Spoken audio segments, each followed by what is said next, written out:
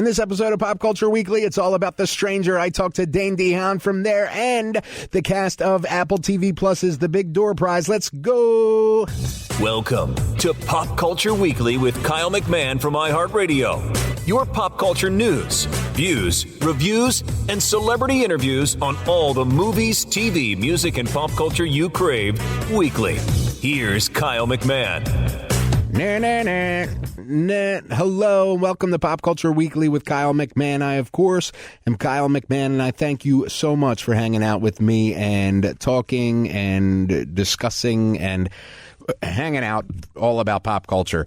So this episode, we've got some great interviews. I talk with Dane DeHaan once again, this time about The Stranger, which is really good. We have a pretty lengthy discussion about that. I also talk with the cast of Apple TV Plus's The Big Door Prize. Season 2 is out, and I talk to the cast once again, including Chris O'Dowd, Gabrielle Dennis, Josh Segarra, Ali Maki, and David West Reed. So it is a full episode with a lot of great interviews. So let's hop right into it. First up, let's talk with Dane. So the film, The Stranger, this was originally on Quibi. You may remember back when Quibi debuted, I did a lot of work with them. And that was an interesting experiment that didn't necessarily work, but I liked it, and they ended up shutting down. But that's all right. A lot of the content went to other places, and The Stranger is one of them. So The Stranger now is available exclusively on Hulu. It's a great series. It's a crime thriller, one of those kind of things, where the premise is that a rideshare driver is thrown into her worst nightmare when a mysterious passenger enters her car, and her terrifying, heart-stopping ride with the stranger unfolds over 12 hours as she navigates L.A. in a chilling game of cat and mouse. Dane plays Carl and does an incredible job. You may know Dane as Billy the Kid in The Kid. He was in Oppenheimer as Kenneth Nichols, Valerian in Valerian and a City of Thousand Planets, Lockhart in A Cure for Wellness, Harry Osborn and Green Goblin in The Amazing Spider-Man 2, and so many other great projects. I talked to him back in 2021 for Stephen King's Lissy's Story, which was really great as well.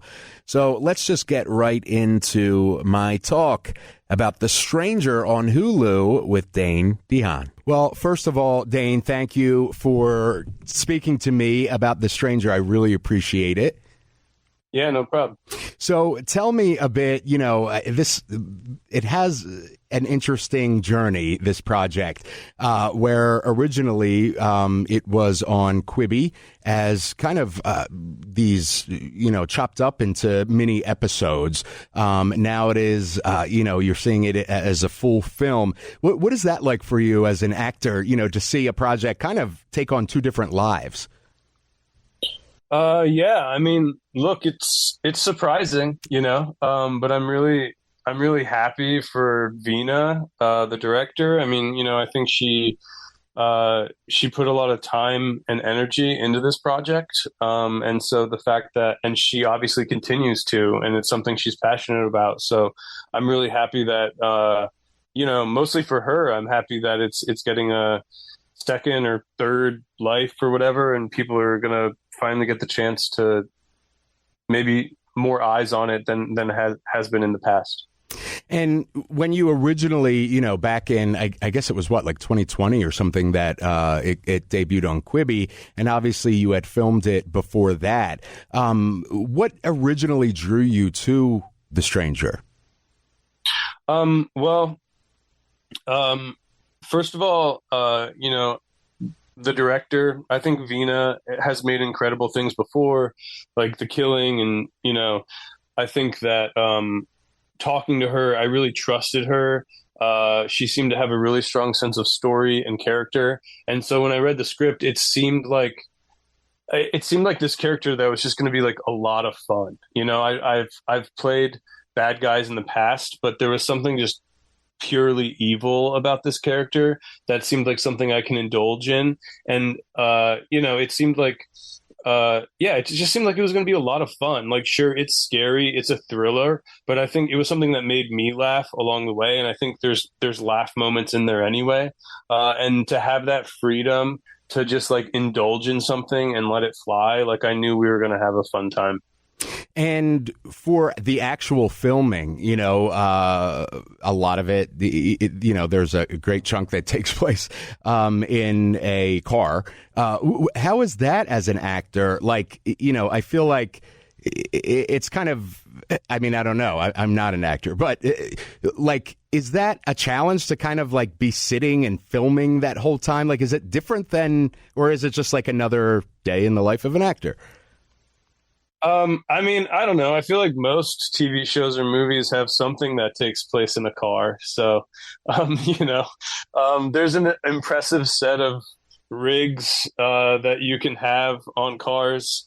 That is some of the most interesting part of being on a set and filming in it. But every scene takes place somewhere. So That's if true. it's in a car, that's fine. I wouldn't say it presents a different kind of challenge. It's just the place you're in that day.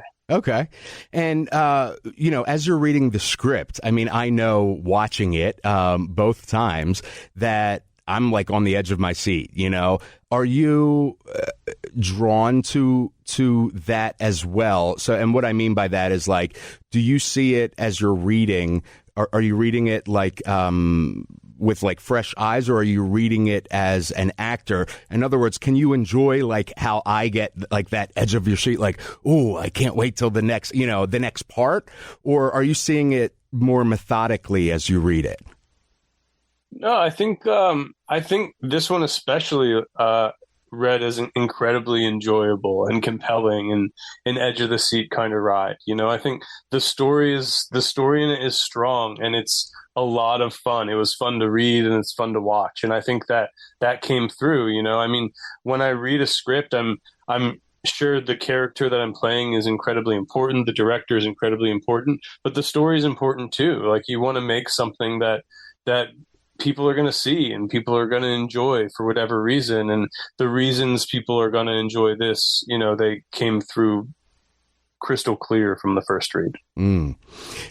When you're done rapping, obviously oftentimes there's promo tours and, you're doing all kinds of interviews and premieres and that sort of thing. Did you ever think, when you wrapped this and originally, like, okay, like, in other words, when you were done with that chapter and you moved on to the next project, did you ever think, okay, this could take on a whole new life at another time? Or are you just kind of, you're done that part of your work, that part of your, journey as an actor, and I'm on 17 other different projects at this point, or like, was it a surprise for you when you got the call that, oh, this is getting a whole new life now? I was surprised when I found out that it was gonna like be on Hulu.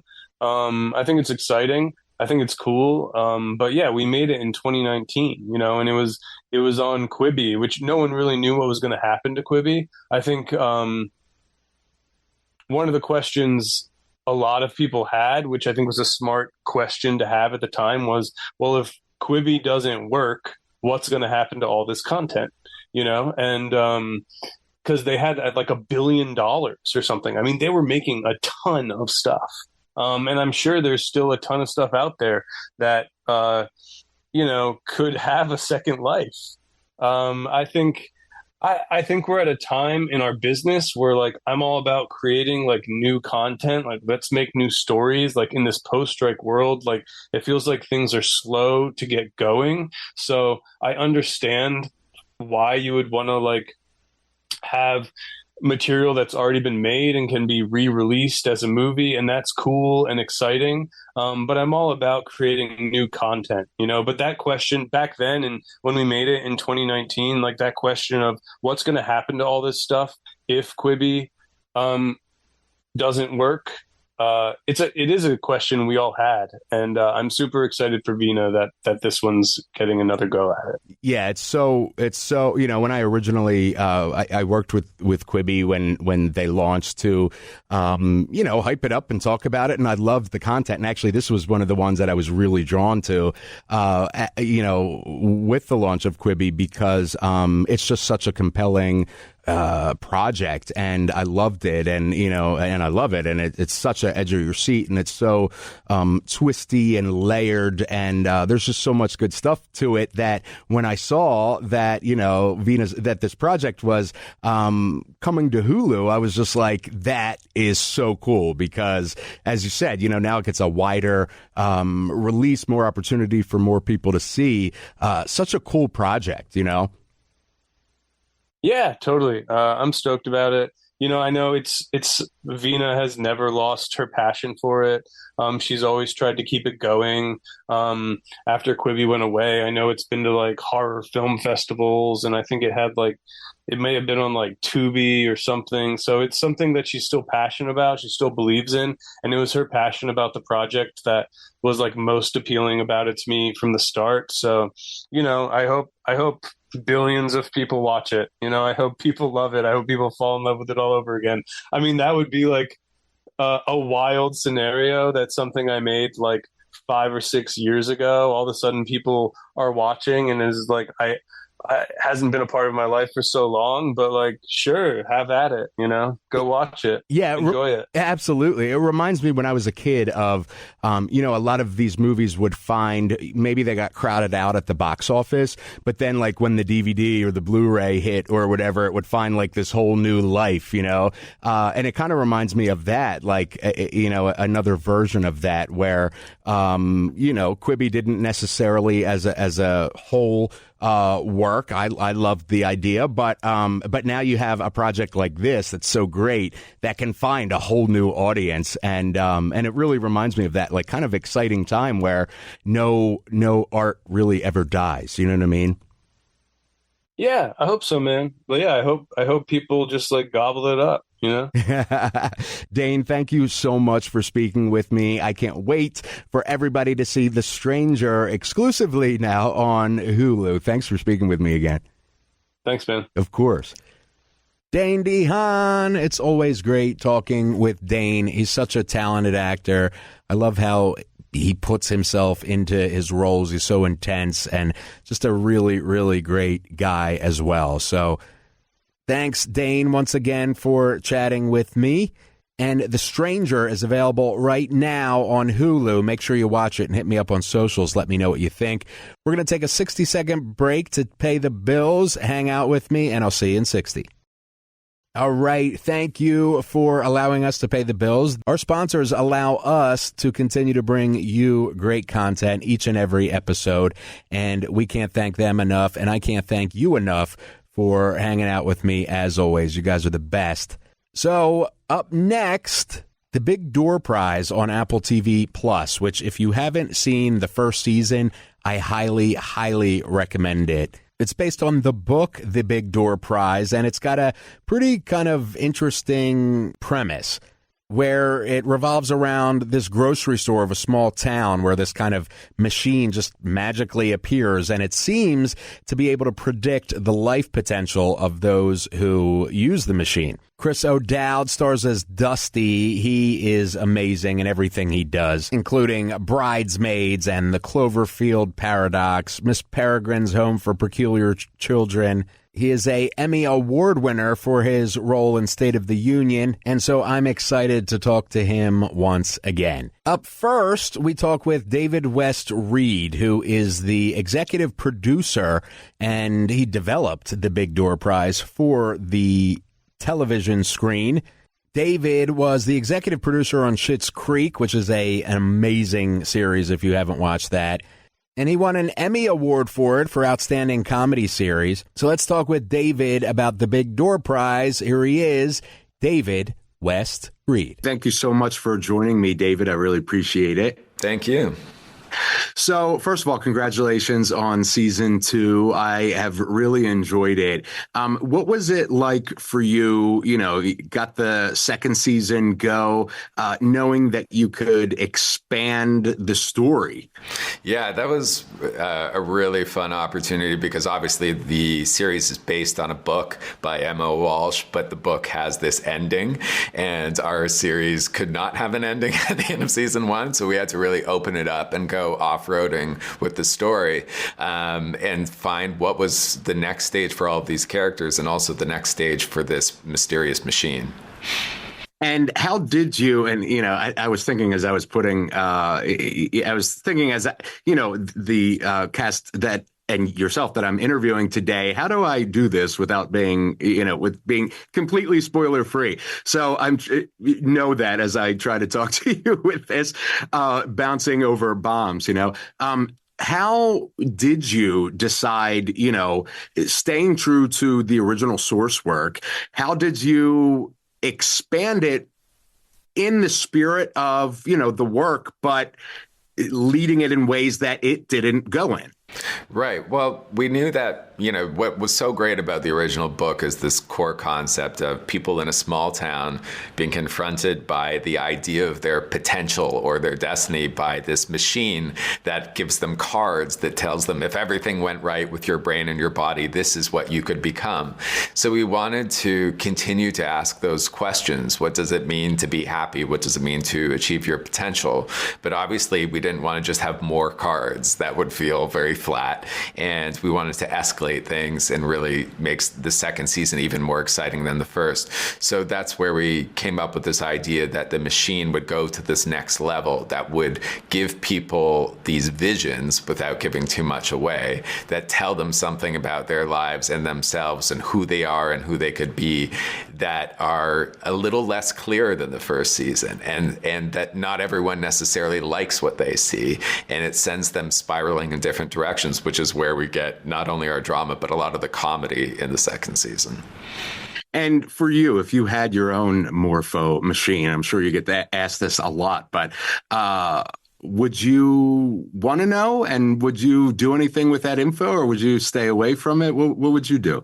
I think I might resist for a while, like Dusty, and I probably would find it just irresistible eventually, because even if you think you are happy and doing what you should be doing and having fun, as I am, the idea of what is that other path that might have been imagined for me, or if I had taken a different turn, is something that I think everyone is drawn to. Yeah, I don't think I'd be able to resist at some point. Thank you so much. Congratulations on season 2. It's such a great show. And thanks for speaking with me, David. Thank you. It's a pleasure. David West Reed, awesome guy, extremely talented. I love Schitt's Creek, and I love the Big Door Prize as well. And I think you will too. Season 2 really, as he mentioned, has to deviate from the book because, the book ended. And I love what he's done with those deviations. I think you will too. All right, up next, let's talk with Gabrielle Dennis and Allie Maki. How are you both? Thank you both so much for joining me. I appreciate it. Thank you. Hi, how you doing? I'm doing well, thank you. Congratulations on season 2. I love the show, and I can't wait for everybody to see it. What was it like for you both? Season 2, and this is hard because I'm trying to be as spoiler-free as possible, but season 2, the source material is essentially finished in certain ways. Season 2 was kind of new territory. What is it like as actors to kind of venture into new territory like that? Oh, it's always fun to play in new sandbox. I think what's great is although we pick up exactly where we left off in season 1 at the top of season 2, the journey all of us get to take is different.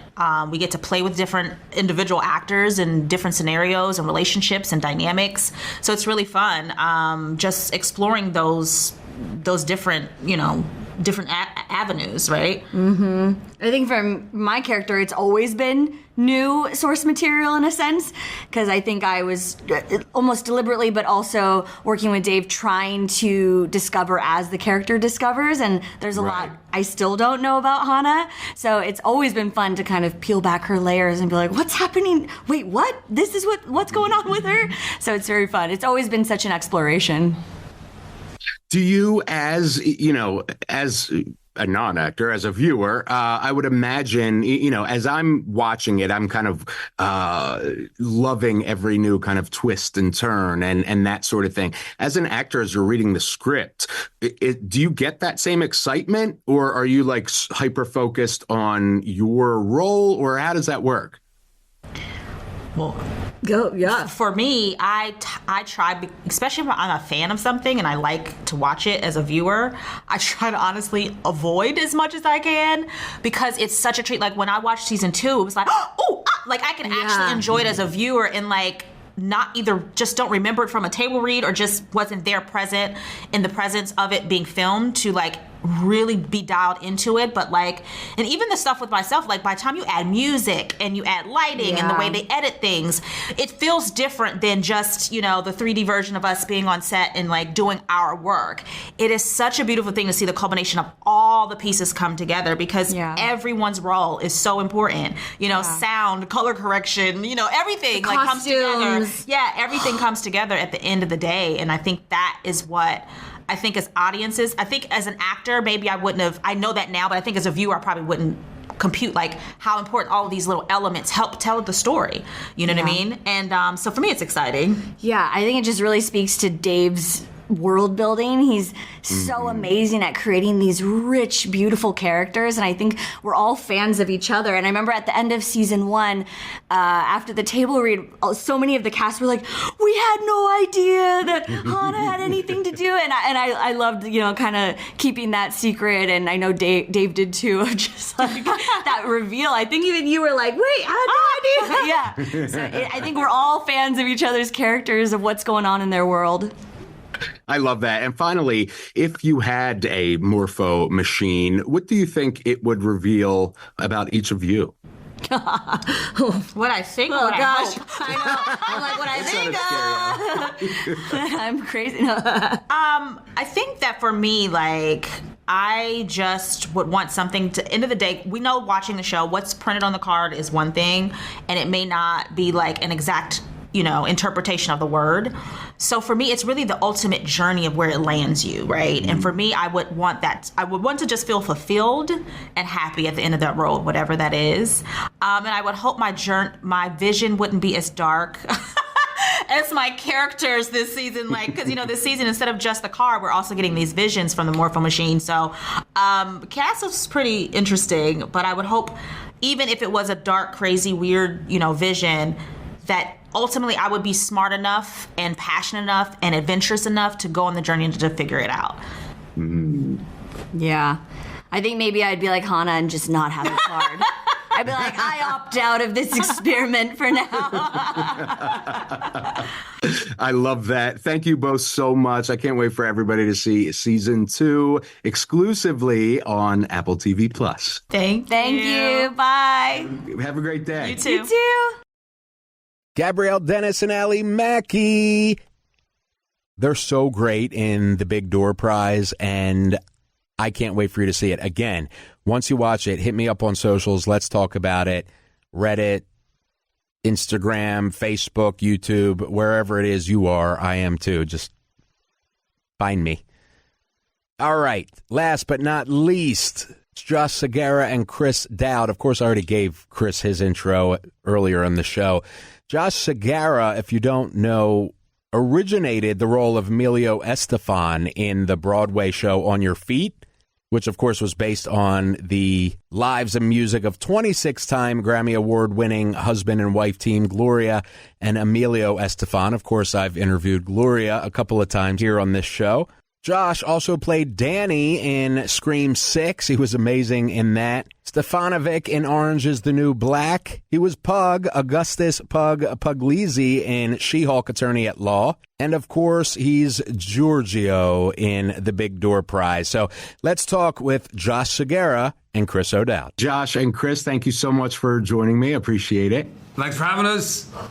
Of course. First of all, congratulations on season 2. I love it. And it takes the series in exciting new directions. And this is hard because I'm trying to be as spoiler-free as possible. Don't tell them about the earthquake, Josh. For both of you, what is it like when you have amazing source material? Season 1 was incredible. How does it feel as an actor when you're kind of going into uncharted waters in some ways? It's exciting. That's one of the best things about what we get to do is reading those scripts, getting that email that says your name and tells you what title of the episode it is, and you just fly through it. You start getting some questions answered, and that's what's been so good about season 2 is that we left some big questions unanswered at the end of season 1. So season 2, I think you're starting to get some of those things that we were all yearning for. Are you kidding me? I was sitting there with Dave and with Sarah just being like, what do the blue dots mean? And how about for you, Chris?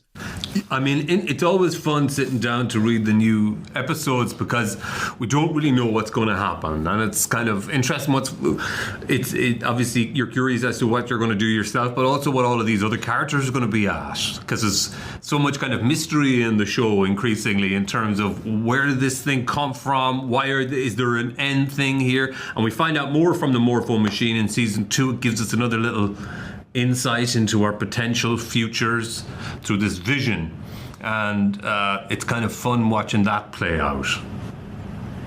If you had a Morpho Machine, and I've thought about this a lot, I'm sure both of you have as well. If you had your own Morpho Machine, would you want to know? Would you go to it? Hell yeah. Yeah. Hell yeah. Absolutely. I wonder what... I feel like... I will add a caveat, though. I just hope that it doesn't make me nervous. I hope it only solidifies where I'd want to go. Like if I got theme park designer, I'd be stoked about that. I grew up in Orlando. I love theme parks. I love smelling the churros getting cooked. I like seeing the way they design the line structure on the way to the roller coaster. Are you kidding me? I'd be stoked if I knew that.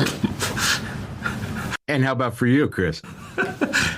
I would say chocolate machine maintenance man. Want to see if it fits on the card, right?